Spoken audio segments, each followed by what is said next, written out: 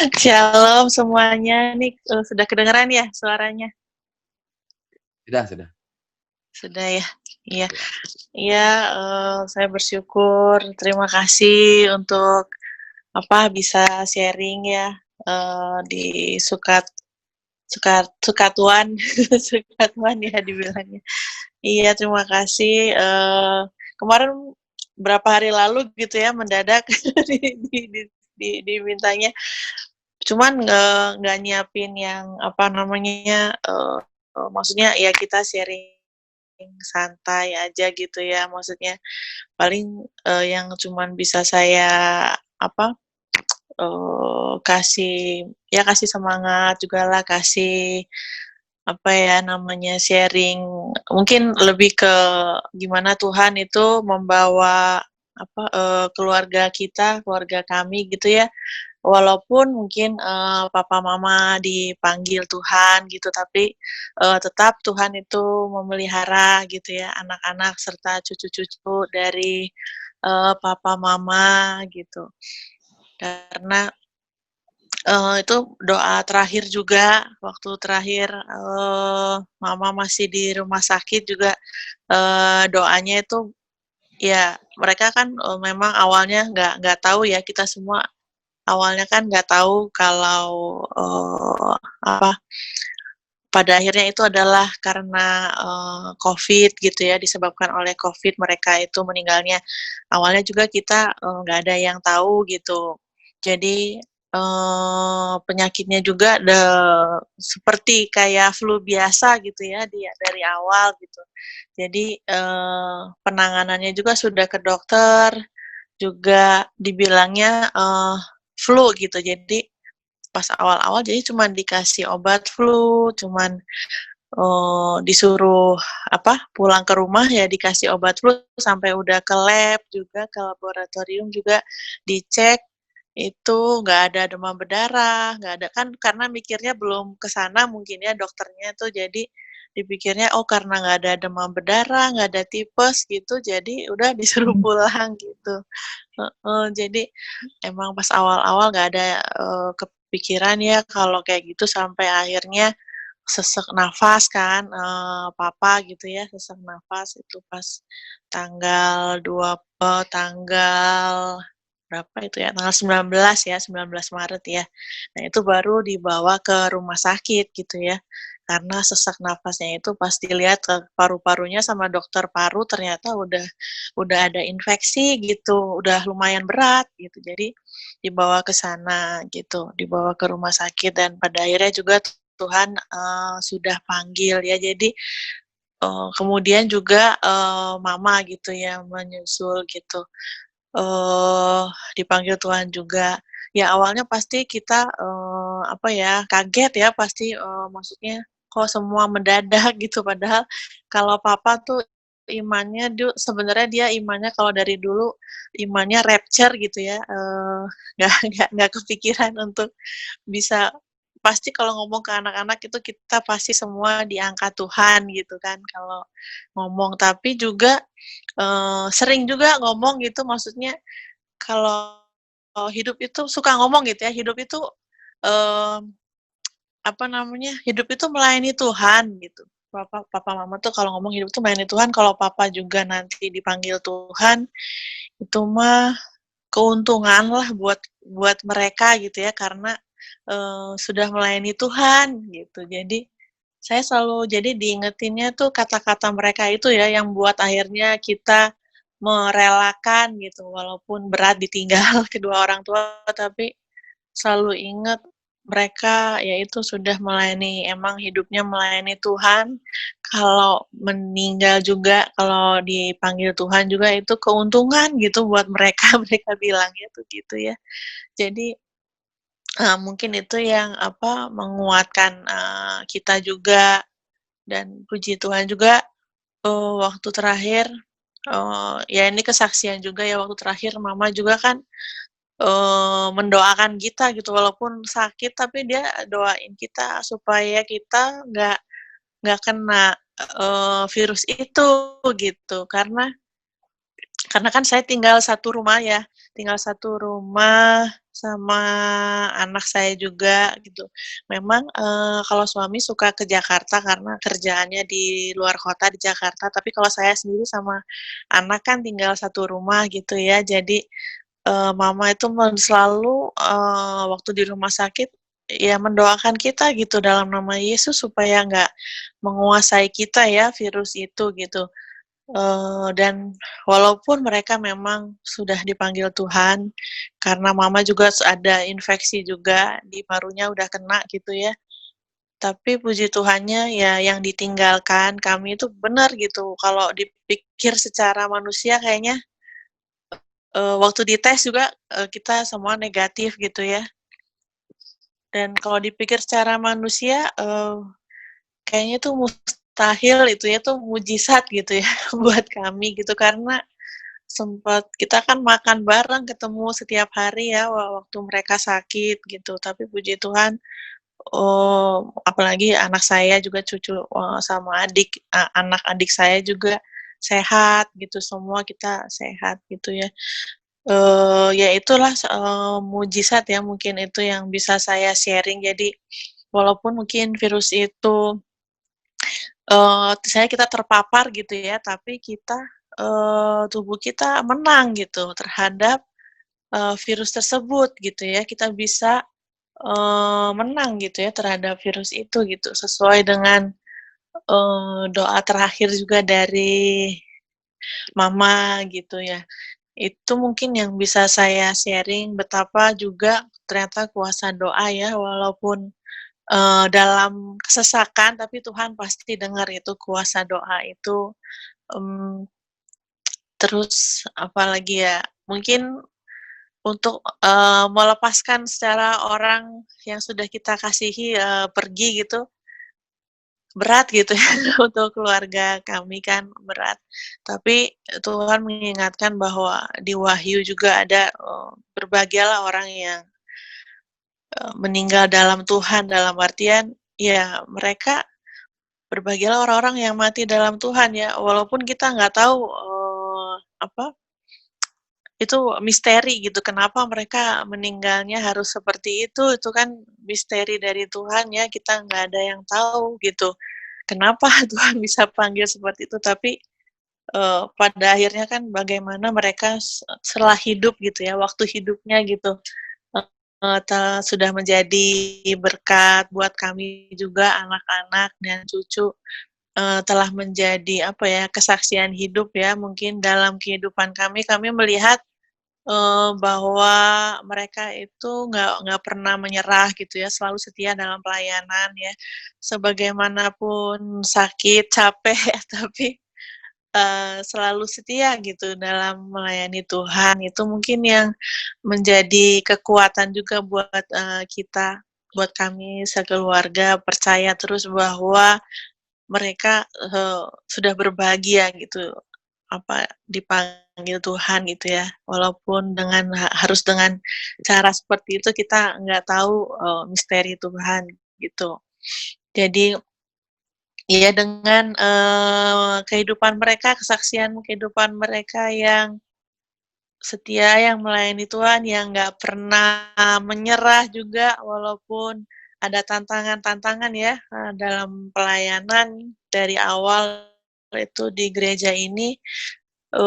Dari situlah mungkin, kesaksian mereka itu yang membawa kami saya juga terus, berharap sama Tuhan gitu ya, terus, percaya sama Tuhan bahwa Tuhan, akan selalu beserta kita gitu apapun yang terjadi ya, dan Tuhan akan segera datang juga, jadi kita fokusnya adalah menjadi umat yang tidak bercacat celah gitu, maksudnya untuk menyambut kedatangan Tuhan. Jadi fokusnya seperti itu gitu, terus setia sama Tuhan juga. Iya, mungkin seperti itu kesaksiannya yang bisa saya bagikan. Nggak ada. Oke. Ya. Jadi saudara, riset ini sebenarnya dipakai di dunia komputer ya. Kalau mungkin anak milenial nggak terlalu kenal ya, tapi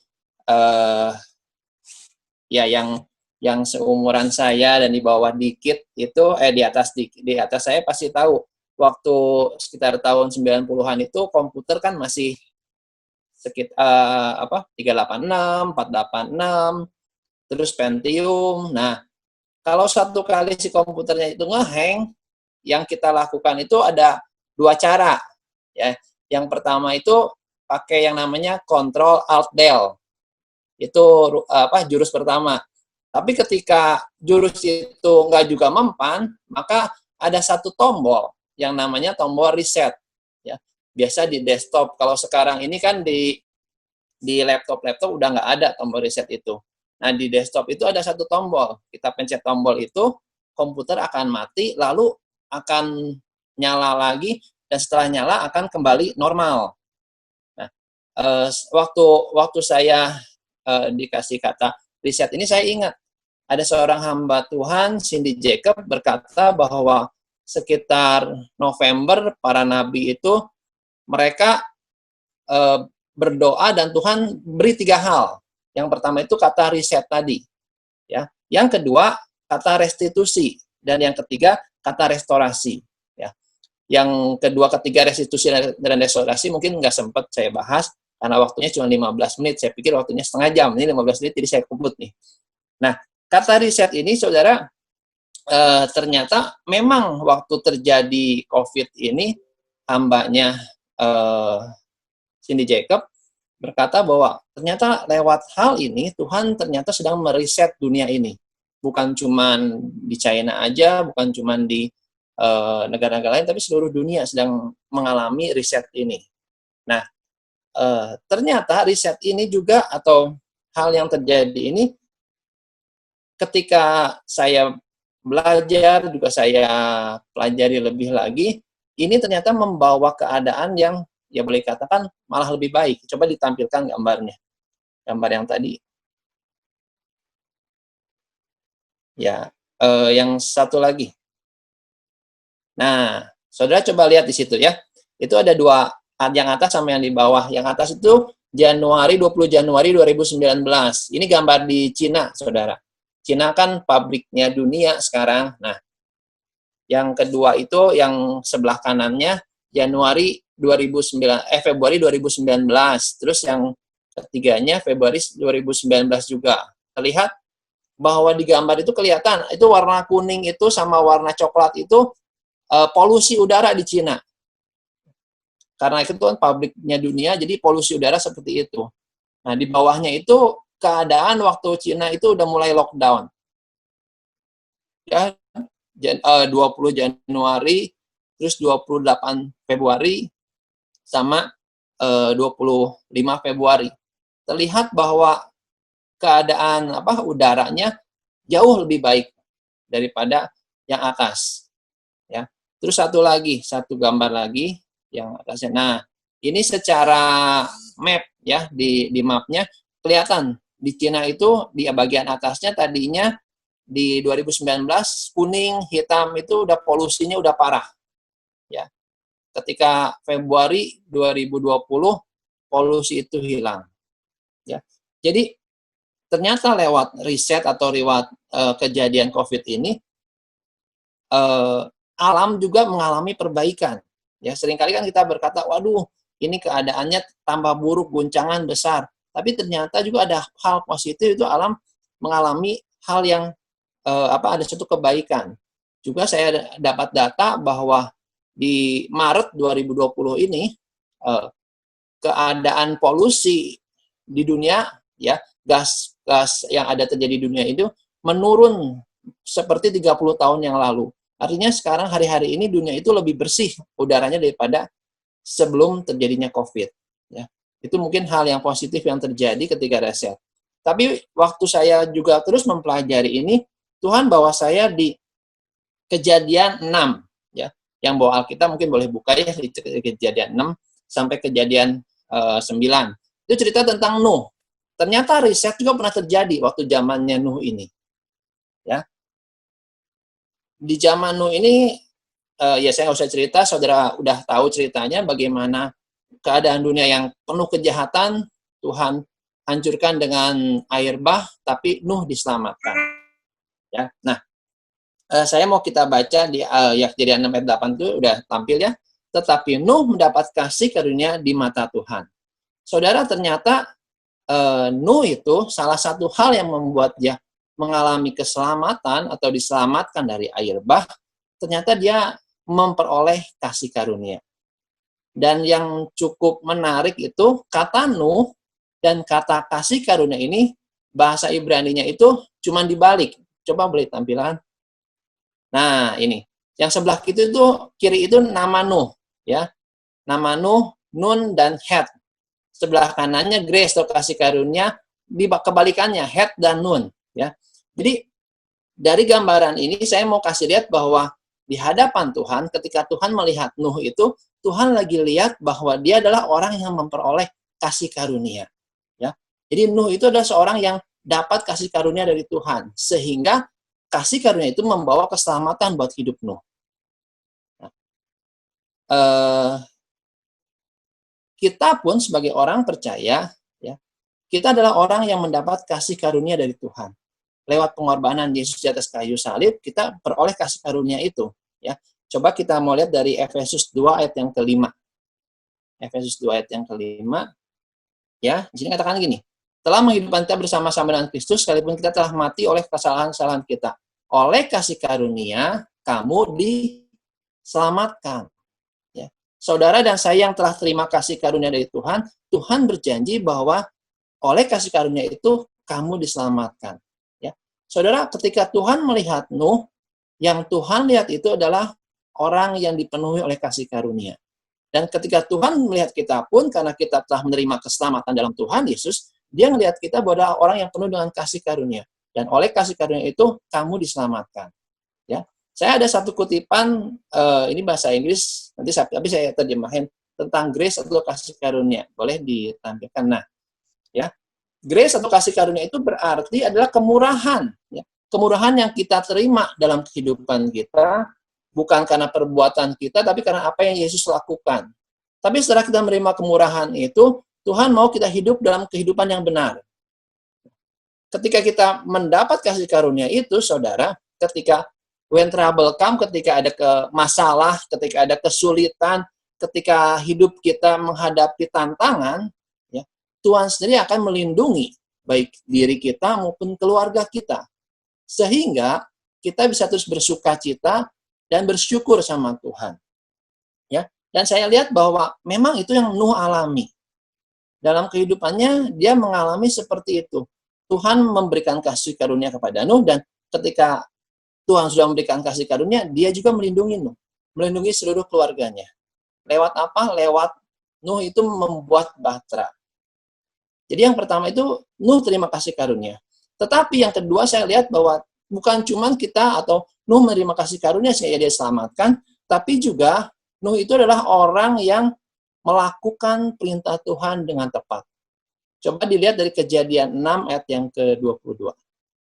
Nah, lalu Nuh melakukan semuanya itu tepat seperti yang diperintahkan Tuhan Allah kepadanya, demikianlah dilakukannya. Jadi Tuhan itu berfirman sama Nuh untuk dia bangun bahtera, bahkan ukuran dan lain sebagainya, Nuh dikasih sama Tuhan. Ya. Ketika Nuh melakukan semua itu, di sini katakan Nuh melakukan semuanya itu tepat seperti yang diperintahkan Allah kepadanya, demikianlah dilakukannya. Jadi hal yang kedua yang saya dapat itu bahwa Nuh itu dia menerima kasih karunia. Yang kedua, dia itu melakukan perintah Tuhan dengan tepat. Garis bawahi kata tepat. Ya, seringkali kita ketika kita melakukan perintah Tuhan, apa kita tepat seperti apa yang Tuhan suruh? Ya, saya kasih contoh misalnya saudara punya asisten rumah tangga. Saudara suruh kerjakan hal yang A, tapi dia kerjakannya A plus B plus C plus D plus E. Ya seringkali nggak tepat seperti yang kita suruh. Bukannya kita senang dengan apa yang dikerjakan, malahan kita jengkel. Ih, kamu kenapa ya? Kamu disuruh gini malah lakukan yang lain gitu. Ya, jadi di sini saya lihat bahwa Nuh itu lakukan tepat seperti apa yang Tuhan perintahkan, tepat seperti apa yang Tuhan suruh. Dan ketika saya pelajari lagi, kenapa dia bisa lakukan seperti itu dengan tepat? Karena Nuh itu dia dengar-dengaran akan suara Tuhan. Ya, dia bukan cuman melakukan asal-asalan, tapi dia dengarkan dan perhatikan apa yang Tuhan katakan. Ya. Hari-hari ini kita ya boleh dibilang ada cukup banyak waktu, dan bagaimana kita mempergunakan waktu kita. Ya. Saya dapat itu bahwa rahasia seseorang yang bisa dengar-dengaran kepada Tuhan, sehingga ia bisa lakukan dengan tepat apa yang Tuhan mau, ialah orang itu harus belajar untuk menanti-nantikan Tuhan. Boleh lihat dari Yesaya 40 ayat yang ke-31. Yesaya 40 ayat 1, ya. Tetapi orang-orang yang menanti-nantikan Tuhan mendapat kekuatan baru.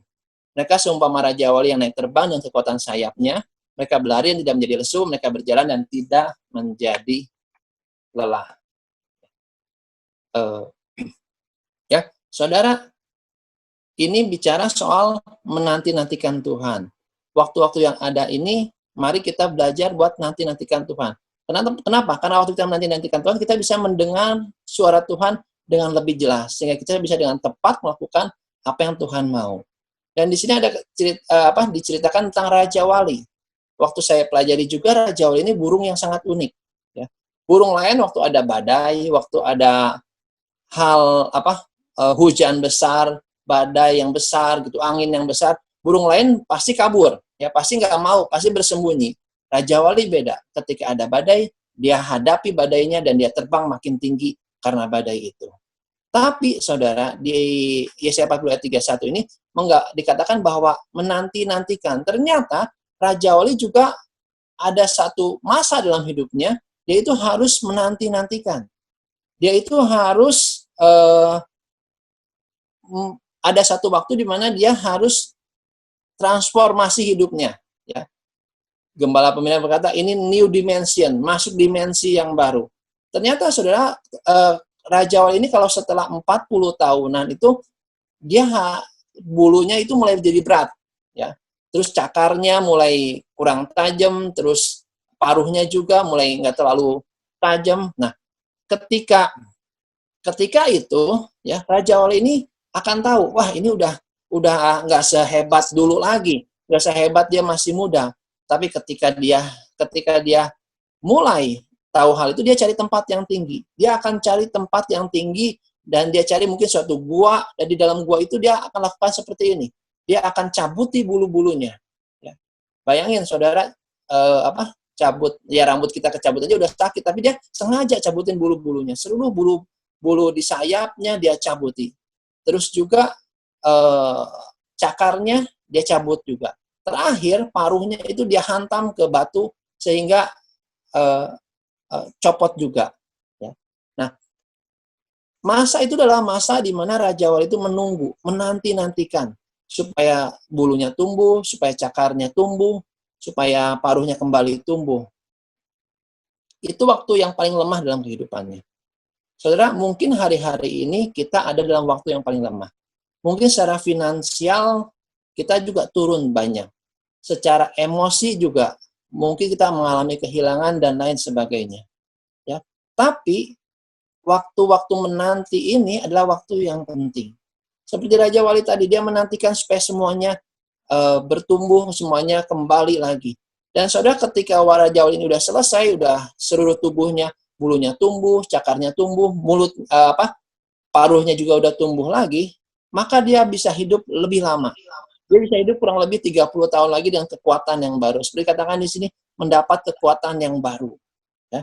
Jadi, hal yang kedua yang saya dapat adalah, Nuh pertama dapat kasih karunia, tapi kedua dia mendengar Tuhan dan lakukan dengan tepat apa yang Tuhan mau. Lewat apa? Lewat penantiannya di hadapan Tuhan.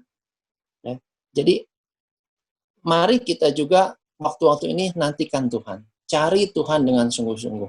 Ayat terakhir saya mau kasih Matius 6 ayat yang ke-33. Ya. Tetapi carilah dahulu kerajaan Allah dan kebenarannya, maka semuanya itu akan ditambahkan kepadamu. Banyak kita hari-hari ini bingung, banyak kita hari-hari ini merasa, Tuhan, ke depan ini gimana? Ekonomi gimana? Dan lain sebagainya, banyak yang bingung akan hal di depan kita. Tetapi Tuhan katakan sini, carilah dahulu kerajaan Allah dan kebenarannya, maka semuanya itu akan ditambahkan kepadamu. Semuanya itu, semua yang kita bingung, semua yang kita nggak tahu, Tuhan akan tambahkan kepada kita kalau kita cari kerajaan Allah. Dan satu kata cari ini, kalau orang Ibrani itu tahu bahwa kata cari ini adalah artinya bukan cuman doa, bukan cuman dia menantikan Tuhan, puasa, tapi kata cari ini berbicara soal merenungkan firman Tuhan, belajar firman Tuhan dengan sungguh-sungguh. Ya, jadi karena waktunya juga sudah habis, ya saudara. Jadi dua hal tadi, yaitu keselamatan Tuhan berikan karena kita beroleh kasih karunia dan kita melakukan sesuatu yang Tuhan mau dengan tepat. Amin. Silahkan saya kembalikan sama Ko Irwan.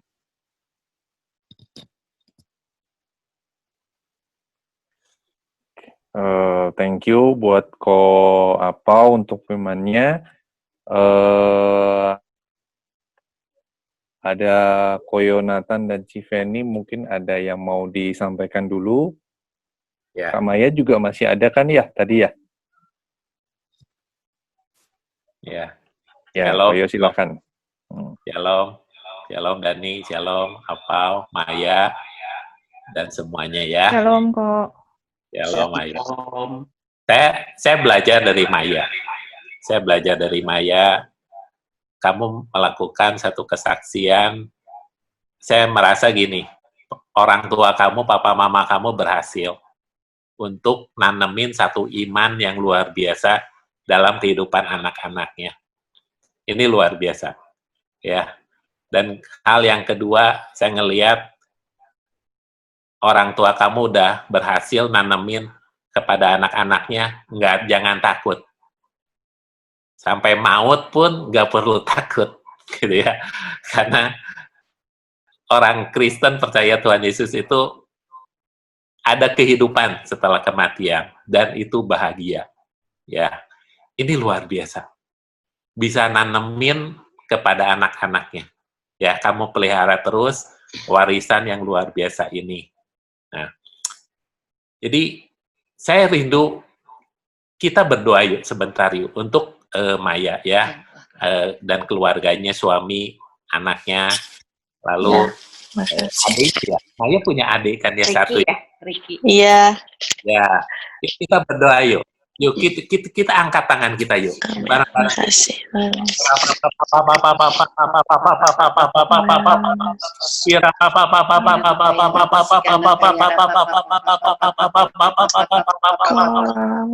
Haleluya, haleluya, haleluya, haleluya, haleluya, haleluya, haleluya, haleluya, haleluya.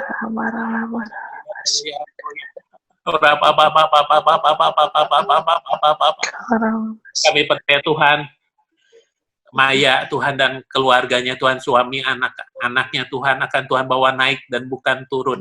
Menjadi kepala dan bukan ekor. Mereka akan dibawa seperti burung Raja Wali. Tadi firman Tuhan, biarlah ini menjadi rema buat Maya dan keluarga adik Tuhan, bahwa semuanya Tuhan, Kau beri spesial Tuhan bagi keluarga ini Tuhan. Kau akan Tuhan, kemuliaan demi kemuliaan Tuhan terjadi dalam hidup. Amin. Terima kasih. Terima kasih. Terima kasih Tuhan untuk pemeliharaan Tuhan yang sempurna Tuhan bagi keluarga ini. Iya. Percaya Tuhan, Kau yang akan terus Tuhan genapi rencanamu dalam kehidupan Maya, dalam kehidupan keluarganya. Terus Tuhan, pakai hidupnya Tuhan, pakai hidupnya Tuhan. Terima kasih, ya, Tuhan. Terima kasih Tuhan. Terima kasih Tuhan. Tuhan baru terus ditambahkan bagi keluarga. Amin. Tuhan Ya, berkati, terima kasih. Tuhan berkati. Kami percaya ada perlindungan, pemberian Tuhan yang sempurna untuk Maya. Terima kasih Bapak. Ya, amin. Amin. Amin. Kami berdoa. Amin. Amin. Terima kasih ya kok doanya.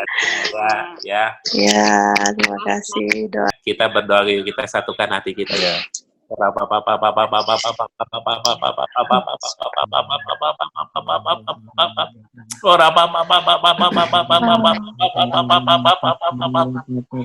ini Tuhan kami belajar, Tuhan, bahwa firman-Mu dahsyat dan ajaib. Tuhan, Kau begitu mengasihi orang-orang percayamu Tuhan. Kau mengasihi Tunggu umat pilihan-Mu Tuhan. Kami percaya Tuhan, dimanapun kami berada, tangan Tuhan menyertai kami, tangan Tuhan memegang kami. Tuhan, kami tidak takut, kami tidak khawatir, kami percaya Kau yang berdaulat atas hidup kami, Kau yang berdaulat atas kehidupan ini, Kau yang berdaulat atas bumi ini. Kami percaya Tuhan, Kau tetapkan kami ada untuk melayani Tuhan, untuk menjadi alat di tangan Tuhan, dan untuk bersekutu dengan Tuhan. Dan kami lagi melakukannya Tuhan. Malam hari ini kami bersekutu dengan teman-teman seiman, kami saling bagi, kami share, kami dengar firman Tuhan, kami dikuatkan Tuhan. Roh Kudus, terima kasih. Terima kasih Tuhan untuk malam hari ini. Kami percaya Tuhan, berkat Tuhan berlimpah-limpah bagi kami semua. Semua yang dengar hari ini, dengar bahwa Allah luar biasa. Dia pegang kendali hidup kita. Terima kasih Tuhan. Terima kasih berkati Apau Tuhan, keluarganya, berkati Monik Tuhan, anak-anaknya,